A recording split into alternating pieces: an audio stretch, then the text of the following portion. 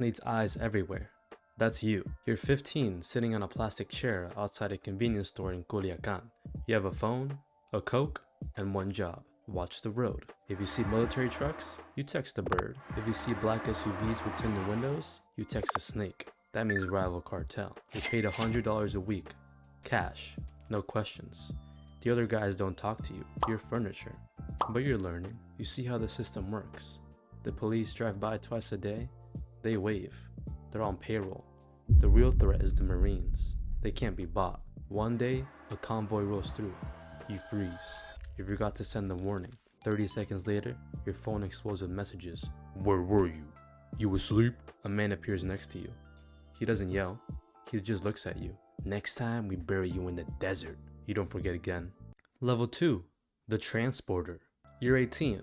A man approaches you at a gas station. You know how to drive? Of course you do. Good. Tomorrow, 6 a.m. Warehouse on the south side. You show up. There's a white semi-truck. The cargo area is loaded with watermelons. Hundreds of them. Underneath the watermelons, welded into the floor, are 500 kilograms of methamphetamine. Your route?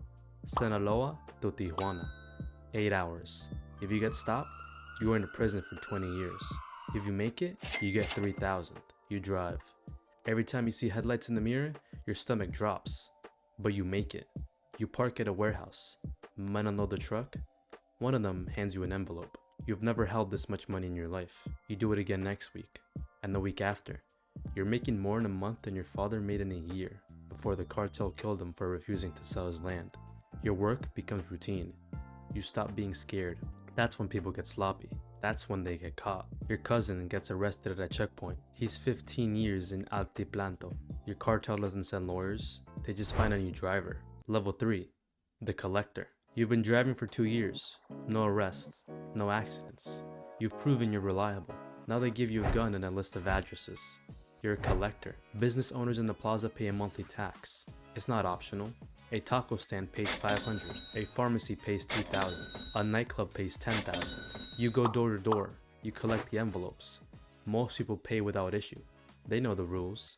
But there's always someone who thinks they're smart. A restaurant owner tells you he can't pay this month. Business is slow. You nod. You leave. You come back that night with 2 other guys. You smash every window. You break every table. You beat the owner unconscious in his own kitchen. The next month, he pays double. You're making $1,500 a week. You buy a used BMW. You buy your mom a new house. She doesn't ask where the money comes from. She just cries and hugs you. But you're also now a target. Rival cartels want your territory. The government wants to make examples. Every time you collect, you're exposed. Level 4. The cell leader. You're 25. You run a cell. 10 men. Your job is simple. Move product and protect territory. The cartel supplies you with 100 kilos of cocaine every month. You break it down. You sell it to distributors. You send the money up the chain. You keep 10%. That's $50,000 to $100,000 a month in your pocket. You're also responsible for security. If CJNJ decides to try to move into your plaza, you respond with violence. You don't wait for orders. You handle it. A rival crew kills one of your lookouts. You find where they operate. You send 6 guys with AK-47s. They walk into a bar and open fire. Then 12 people die. 5 of them were civilians. It makes the news. The government promises justice, but the governor is on payroll. Nothing happens. You're living well. You have a house with a pool. You have a girlfriend who thinks you own a construction company. You have respect. But you're also managing chaos. Your men are young and stupid. They get high on their own supply. They start fights. They attract attention. You have to discipline them. Sometimes that means a beating. Sometimes that just means a bullet. And the pressure from above is constant. The regional boss wants more money. Always more. If you don't deliver, you're replaced. And replacement is permanent. Level 5. The regional operator. You control Laredo. You have 5 cell leaders reporting to you. You manage the supply, the distribution, and the violence. Your meetings are in a safe house that change every week. You arrive in armored SUVs. You have bodyguards. You carry a gold-plated pistol you've never actually fired. Your job is to think strategically. The plaza boss wants to expand into a neighborhood state. You plan the operation. You identify the weak points in the rival cartel's territory. You bribe local police to stand down. You coordinate the assault. 30 of your men roll into the town at 3 a.m. They kill the rival cell leader and his crew. They hang bodies from a bridge with the message, "This plaza belongs to Sinaloa." You also manage the money. Millions of dollars flow through your hands every month. You can't deposit it in the bank. You launder it. You buy restaurants, car washes, construction companies, legitimate businesses that hide illegal profits. You're making $200,000 a month. You have properties in 3 states. You have a wife and kids who live separately from your work life. You tell them you're an import/export guy. They don't ask questions, but the walls are closing in. The DEA has your phone tapped. You know this because your lawyer told you. So you communicate through messengers. You meet in person. You speak in code. You're also fighting a 2-front war. The government wants you arrested. Rival cartels want you dead. And ambitious men in your own organization want your position. You sleep 4 hours a night. You trust no one completely, not even your brother. Level 6. The Plaza Boss. You run the state. Every drug shipment, every murder, every bribe goes through you. You have 500 men working under you. You generate $20 million a month for the cartel, but you're a ghost. The public doesn't know your face. You don't do interviews. You don't appear in photos. You live in a compound in the mountains, 20-foot walls, armed guards, attack dogs. Your work is politics. You negotiate with other cartels to avoid unnecessary wars. You meet with governors and generals. You don't threaten them, you make them offers. A suitcase with $2 million, a share of the profits, a piece of the empire. Most of them take it. The ones who don't, they get exposed. Photos of them with mistresses, evidence of corruption. Their careers are destroyed, and if they still refuse, they disappear. You're also a CEO. You manage logistics on a massive scale, cocaine from Colombia, precursor chemicals from China, marijuana from the mountains, heroin from poppy fields. You coordinate shipments across continents. You manage tunnels under the border. You manage submarines. You manage drones.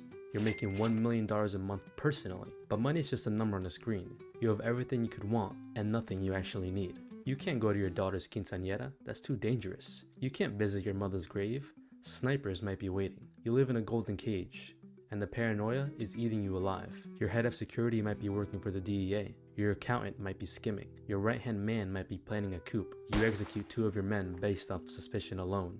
Better be safe than sorry. Level 7. The cartel leader. You built this. Maybe you inherited it from your father or your uncle. Maybe you killed your way to the top. Either way, you're the boss now. Your organization moves 100 tons of cocaine a year. You have cells in 15 countries. You have politicians in 6 states under your control. You're worth $3 billion. But your name is on every wanted list in the world. The US has 10 million bounty on you. The Mexican government has special forces hunting you. You move between safe houses every 3 days. You communicate through encrypted messages that are destroyed after being read. You've had plastic surgery twice. Your own children don't even recognize you. You meet with the leaders of other cartels. You divide Mexico not like a business deal. You get Sinaloa and Sonora. They get Tamaulipas and Veracruz. Everyone makes money. Everyone stays alive, but it never lasts. Someone always gets greedy. War breaks out. Hundreds die. Towns become battlefields. And you can't stop. If you try to retire, your own people will kill you. You know too much. You're too dangerous to be left alive. You're the most powerful criminal in the Western Hemisphere. You're also the most hunted man on Earth. Level 8. Supermax. They got you. Maybe it was a raid, maybe it was a betrayal, but you're in the cell of ADX Florence, Colorado. 23 hours a day in isolation, concrete walls, steel door, no windows. You'll die here. There's no escape, no bribe works, no army can break you out. El Chapo tried twice. He's in the cell next to yours now. You had billions. You had an empire. Now you have 4 concrete walls and the rest of your life to think about every person you killed to get there. Level 9. The successor. But the cartel doesn't die with you. Your nephew takes over, or your son, or your lieutenant. Someone always steps up. The drugs keep flowing. The money keeps moving. The bodies keep piling up. The cycle never ends. Keep flowing. The money keeps moving. The bodies keep piling up. The cycle never ends. You were the king. Now you're a legend. A cautionary tale. A ghost story that parents tell their kids. This is what happens when you get too greedy. When you think you're untouchable.